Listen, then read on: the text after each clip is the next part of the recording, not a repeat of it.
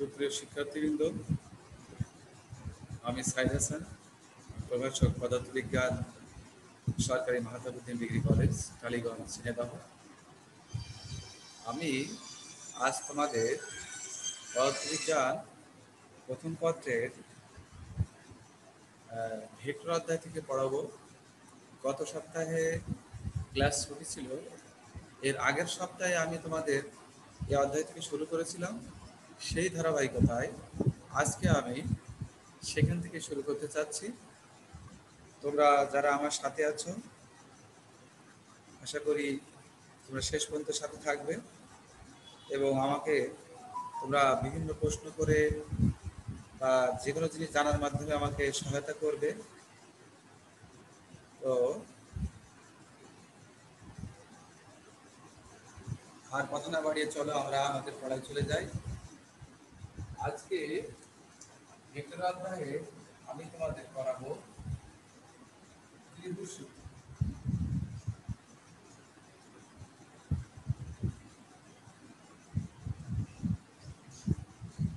সাধারণত ভেক্টর যোজনের কয়েকটি সূত্র আছে, তার মধ্যে সাধারণ সূত্র ও ত্রিভুজ সূত্র দুটো প্রায় কাছাকাছি।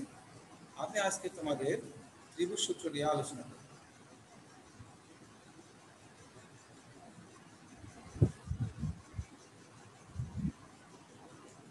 এবি একটি ভেক্টর, যেটা একটা ত্রিভুজের একটি বাহু বিবেচনা করি, এবং বিসি একটি ভেক্টর, যেটা ত্রিভুজের আরো একটি বাহু।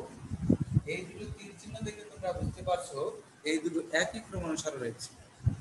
এখানে আমরা খেয়াল করি, এই তীর চিহ্ন দিক দুটো খেয়াল করো, এই দুটো একই ক্রম অনুসারে রয়েছে। একে একই ক্রমে থাকা বলা হয়। যদি কোনো ত্রিভুজের দুটি বাহু এরকম একই ক্রমে থাকে, তাহলে ত্রিভুজের যে বিপরীত শেষ বাহুটি রয়েছে না, এই শেষ বাহুটি এটা বিপরীত। দেখো এই রোটেশনটা, দেখো ঘড়ির কাঁটার উল্টো রোটেশন।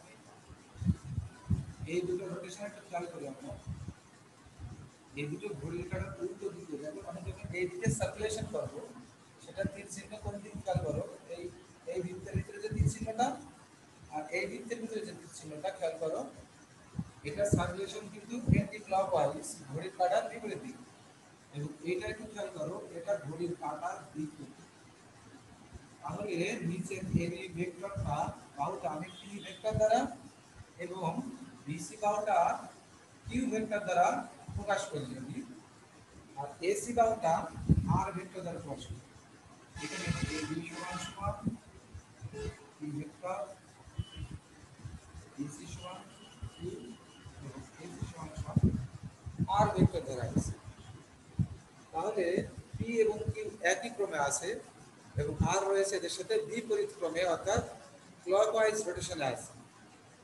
ত্রিভুজ সূত্র অনুসারে আমরা লিখতে পারি P plus Q equal to R. আমি কি তোমাদের বোঝাতে পারলাম? দেখো এখানে আমরা দেখতে পাচ্ছি ত্রিভুজের তিনটি বাহুর মধ্যে প্রথম যে দুটো বাহু আমি নিয়েছি, একটি বাহুকে পি ভেক্টর দ্বারা নির্দেশ করেছি এবং অপর একটি বাহুকে কিউ ভেক্টর দ্বারা নির্দেশ করেছি। তাহলে দেখা যাচ্ছে পি ও কিউ একই ক্রম অনুসারে আছে, কিন্তু আর ভেক্টরটা অর্থাৎ ত্রিভুজের শেষ বাহুটি বিপরীত ক্রমে নির্দেশিত হয়েছে। তাহলে একই ক্রমে নির্দেশিত ভেক্টরদের যোগফল বিপরীত ক্রমে নির্দেশিত ভেক্টরের সমান। তাহলে আমরা ত্রিভুজ সূত্রটি কিভাবে সংজ্ঞায়িত করতে পারি? তাহলে বলা যায় কোন ত্রিভুজের দুইটি বাহু যদি একই ক্রমে দুটি ভেক্টর দ্বারা নির্দেশিত হয়, তাহলে ত্রিভুজের শেষ বাহুটি বিপরীত ক্রমে উক্ত ভেক্টরগুলোর বা ভেক্টর দ্বয়ের লব্ধির মান ও দিক নির্দেশ করে। এখানে লব্ধি বলতে মূলত দুটোর মিলিত রেজাল্টকে বোঝানো হয়েছে, অর্থাৎ পি আর পি এর নিট ফলাফলটাকে বোঝানো হয়েছে। ভেক্টর যোজনের একটি সূত্র হচ্ছে ত্রিভুজ সূত্র। কোন ত্রিভুজের দুটি বাহু যদি একই ক্রমে দুটি ভেক্টর দ্বারা নির্দেশিত হয়, তাহলে ত্রিভুজের শেষ বাহুটি বিপরীত ক্রমে উক্ত ভেক্টর দ্বয়ের লব্ধির মান ও দিক নির্দেশ করবে। এটা হচ্ছে আমাদের ত্রিভুজ সূত্র। এখন এই ত্রিভুজ সূত্রের আদলে আমরা বহুভুজ সূত্রকেও প্রমাণ করতে পারি। ত্রিভুজ সূত্রের আদলে এসো আমরা বহুভুজ সূত্রটা করার চেষ্টা করি।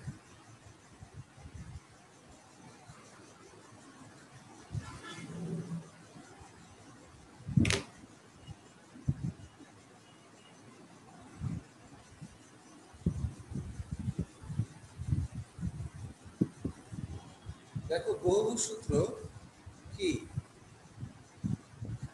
একটা বহুভুজের আমরা সাধারণত ত্রিভুজ, তারপরে চতুর্ভুজ, চতুর্ভুজের পরে আমরা পঞ্চভুজ, ষড়ভুজ যাই বলি না কেন, এদের প্রত্যেকেরই বাহুর সংখ্যা কোন নির্দিষ্টতা থাকে না, ক্রমান্বয়ে যদি বেড়ে যায় তখন সেগুলোকে আমরা বহুভুজ বলে থাকি। তো এখানে আমি 1 2 3 4 5 5 বাহু, দেখো আমি 5টি বাহু বিশিষ্ট একটি বহুভুজ নিয়েছি। এটা পি, এটা কিউ, এটা এস, এটা টি। খেয়াল করো এই ত্রিভুজের 5টি বাহুর মধ্যে যে 4টি বাহু আমি নিয়েছি এগুলো সব একই ক্রমে, অর্থাৎ এন্টি ক্লকওয়াইজ রোটেশনে আছে, এরা একই ক্রমে আছে। কিন্তু শেষ যে বাহুটা, এই বাহুটা বিপরীত ক্রমে রয়েছে। যদি এমনটা হয় আর AB সমান P, BC সমান Q ভেক্টর, CD সমান S ভেক্টর, D সমান T ভেক্টর এবং এই সমান সমান আমরা R ভেক্টর নিয়েছি। লক্ষ্য করলে দেখা যাবে এই বহুভুজের প্রথম যে 4টি বাহু 1 2 3 4, এই 4টে একই রোটেশনে আছে, অর্থাৎ এন্টি ক্লকওয়াইজ রোটেশনে আছে। এবং শেষ বাহুটা এদের সাথে দেখো বিপরীত ক্রমে ক্লকওয়াইজ রোটেশনে আছে। শেষ বাহুটার দিকটা একটু খেয়াল করতে হবে, এটা ক্লকওয়াইজ রোটেশনে আছে। তাহলে ত্রিভুজ সূত্রের আদলে আমরা লিখতে পারি P plus Q plus R S plus T equal to. এখানেও দেখো ত্রিভুজ সূত্রের মধ্যে একই নীতির প্রতিফলন হচ্ছে যে সবগুলো বাহু যেগুলো একই ক্রমে, বাট শেষ বাহুটা কিন্তু বিপরীত ক্রমে, আর সেটাই উক্ত ভেক্টরগুলোর লব্ধির মান ও দিক নির্দেশ করে। তাহলে আমরা এইভাবে যদি বলি n সংখ্যক বাহু বিশিষ্ট, যদি n সংখ্যক বাহু হয়, এখানে বহুভুজের তো বাহুর কোনো নির্দিষ্টতা নেই। আমরা আজকে 5টা বাহু দিয়ে গেছি, ইচ্ছা করে 6টি 7টি বাহু দিয়েও করা যায়। এখানে n সংখ্যক বাহু বিশিষ্ট, এখানে একজন আছে, হ্যাঁ একজনই হেস কিন্তু অ্যাড হয়েছে, যে দেখো n সংখ্যক বাহু বিশিষ্ট, যদি এই বাহুটা n সংখ্যক হতো, n সংখ্যক বাহু বিশিষ্ট কোন বহুভুজের শেষ বাহুটা শুধু বিপরীত ভেক্টর হবে, বাকিগুলো কিন্তু একই ক্রম। লক্ষ্য করো যেমন ত্রিভুজ সূত্রের ক্ষেত্রে আমরা দেখেছি, যে 3টির মধ্যে 2টি একই ক্রম, শেষটা ছিল বিপরীত ক্রম। তাহলে 5টির মধ্যে 4টি একই ক্রম, শেষটা হয় বিপরীত ক্রম। যদি 7টি হয়, 6টি একই ক্রম, শেষটা বিপরীত ক্রম। যদি n সংখ্যক হয় তাহলে n-1 সংখ্যক একই ক্রম আর শেষ বাহুটা বিপরীত ক্রম। n-1 সংখ্যক একই ক্রম। তাহলে আমরা একটু লক্ষ্য করি, কোন বহুভুজের n সংখ্যক বাহু থাকলে, n সংখ্যক বাহু বিশিষ্ট কোন বহুভুজের n-1 সংখ্যক বাহু একই ক্রমে যদি ভেক্টর দ্বারা নির্দেশিত হয়, তাহলে বহুভুজের শেষ বাহুটি বিপরীত ক্রমে উক্ত ভেক্টরগুলোর লব্ধির মান ও দিক নির্দেশ করবে। আমি কি বোঝাতে পারলাম? আমি আরেকবার রিপিট করব কি, n সংখ্যক বাহু বিশিষ্ট কোন বহুভুজের n-1 সংখ্যক বাহু যদি একই ক্রমে ভেক্টর দ্বারা নির্দেশিত হয়, তাহলে বহুভুজের শেষ বাহুটি বিপরীত ক্রমে উক্ত ভেক্টরগুলোর লব্ধির মান ও দিক নির্দেশ করে। আশা করি তোমরা বুঝতে পেরেছো। এছাড়াও তোমরা যদি আরেকটু অন্যভাবে এটাকে ব্যাখ্যা করতে চাও, যেমন আমরা জানি এটা হচ্ছে একটি ভেক্টরের পাদবিন্দু, দেখতে পাচ্ছি একটা ভেক্টরের পাদবিন্দু এইটা, এবং ভেক্টরের শীর্ষবিন্দু, আমি এই পাশে একটু আগে, ওখানে দেখা যাচ্ছে না হয়তো, একটি ভেক্টরের এটা হচ্ছে পাদবিন্দু এবং এটা হচ্ছে শীর্ষবিন্দু। যেখানে আমরা তীর চিহ্ন দিয়েছি সেই অংশে এটা হচ্ছে শীর্ষবিন্দু। আমি লিখলাম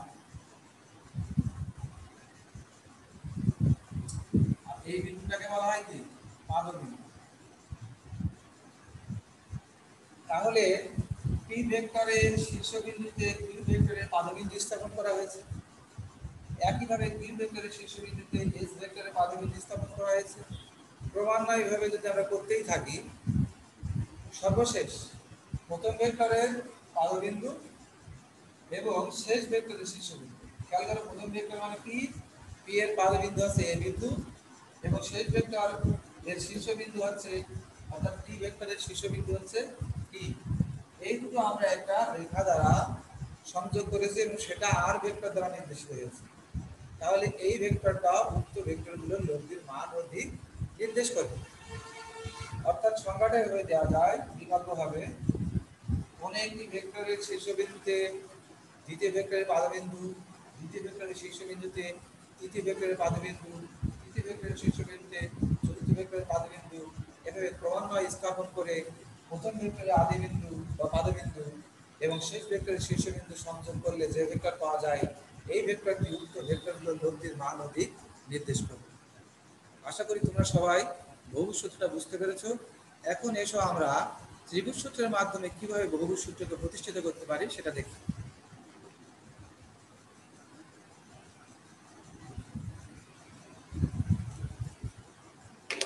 এখন দেখো, এই যে বিন্দুটা এ বিন্দু, এটা কিন্তু পাদবিন্দু বা মূল বিন্দু বলা ভালো। এটা দেখো, এখান থেকেই কিন্তু বহুভুজটার সূচনা হয়েছে। এখন আমরা সি বিন্দুর দিকে এটাকে যদি টান দিই, এটা কি অবস্থান ভেক্টর। গত ক্লাসে আমি কিন্তু অবস্থান ভেক্টর সম্পর্কে কিঞ্চিত আলোচনা করেছিলাম। যারা গত ক্লাসে ছিলে আমার মনে হয় তারা সবাই এই বিষয়টা বুঝেছো। তারপরেও আমি আজকেও যদি সময় পাই এই বিষয়টা নিয়ে একটু আলোচনা করব, কারণ এই বিষয়ে ডিটেলস ধারণা আমাদের খুব দরকার। এখানে দেখতে পাচ্ছ এ বিন্দু থেকে সি বিন্দু অবস্থান ভেক্টরটা আছে এটা। একইভাবে এ বিন্দু থেকে ডি বিন্দুর অবস্থান ভেক্টরটা এটা। এখানে আমি অবস্থান ভেক্টরগুলো আঁকার পরে প্রত্যেকটা একটা স্বতন্ত্র ত্রিভুজে বিভক্ত হয়ে গেছে। তো আমরা লক্ষ্য করতে পারছি কি এ বি সি একটি ত্রিভুজ হয়েছে, এ সি ডি একটি ত্রিভুজ হয়েছে, এ ডি ই একটি ত্রিভুজ হয়েছে। এই প্রত্যেকটা ত্রিভুজে আমরা যদি ত্রিভুজ সূত্র অ্যাপ্লাই করি তাহলে আমরা বহুভুজ সূত্রের চূড়ান্ত এই ফলাফলটা আবার ফিরে পাবো। এটাই কিন্তু ত্রিভুজ সূত্রের মধ্য দিয়ে বহুভুজ সূত্রের প্রতিষ্ঠা। দেখো, ত্রিভুজ এ, এখানে তোমরা ত্রিভুজ এডি দেখতে পাচ্ছ। ত্রিভুজ এডিই আমি একটু কাছে নিয়ে আসি। তোমরা ত্রিভুজ এডিই দেখতে পাচ্ছ। ত্রিভুজ এডিই এ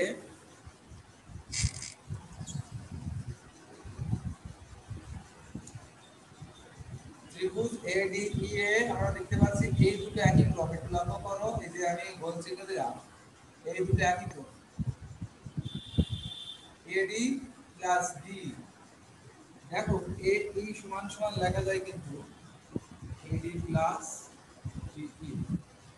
লক্ষ্য করো, ত্রিভুজ সূত্র অনুসারে আমরা জানি একই ক্রম দুটো যোগফল হবে কি বিপরীত ক্রমটার সমান। তাহলে এডি এবং ডিই এরা একই ক্রমে রয়েছে, ইকুয়াল টু হবে কি এই। আবার লক্ষ্য করি যে এই এডি বাহুটা আবার এই দুটোর সাথে একই ক্রমে আছে। খেয়াল করো, এসি প্লাস সিডি লেখা যায়। এই এডি এর পরিবর্তে আমরা লিখতে পারি কি এসি প্লাস সিডি।